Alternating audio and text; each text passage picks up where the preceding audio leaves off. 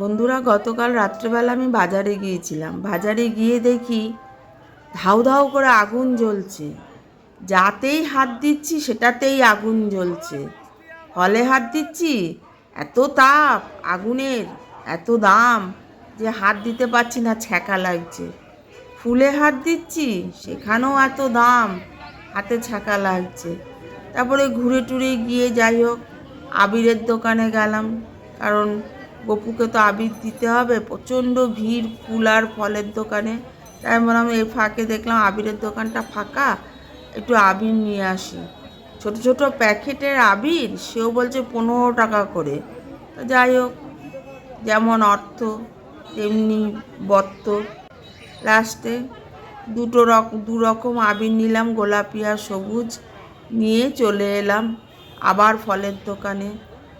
হ্যাঁ, আবার কি আবিরের লোকটার কথা, নিলে নেন, না নিলে না নেন, অনেক খরিদ্দার আছে নেওয়ার।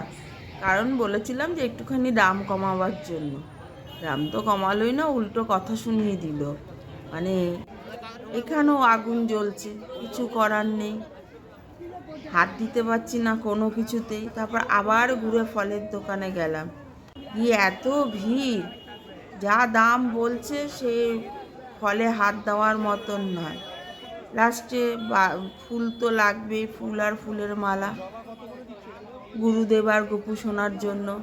তারপরে ফুল নিতে গেলাম, ওনার কাছ থেকে আমি 12 মাস ফুল নেই, কিন্তু যেহেতু কালকে আগামীকাল অনুষ্ঠান আছে, তাই প্রচুর খরিদ্দার, তাই ওনারও গলার স্বর পাল্টে গেছে।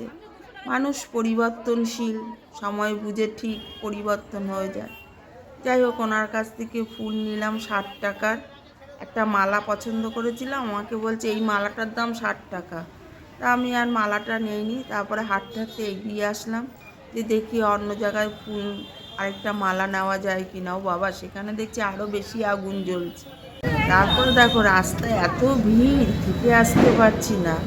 তারপরে সবজি দোকানে এলাম, যে দেখি এদের কাছে একটু ফলের দাম কম কিনা। ও বাবা, এরা আরও 3 গুণে। কমলা লেবু বলছে 20 টাকা। কিছু করার নেই, বাড়ি ফিরতে হবে বাধ্যতামূলক। তার কাছ থেকে ফল নিলাম, একটা কমলা লেবু, 2টো শশা, 4টে কুল নিয়েছি, আপেল নিয়েছি। এতেই 80 টাকার উপরে বিল হয়ে গেছে। তারপরে এলাম মিষ্টি দোকানে, মিষ্টি নিতে পাক্কা 45 মিনিট দাঁড়িয়ে রয়েছি।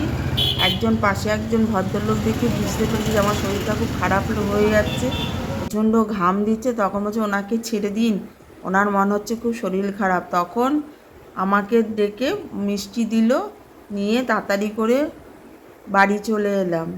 বলো তো বন্ধুরা, এখানে কত টাকার ফুলের মালা, মিষ্টি আর ফল আছে।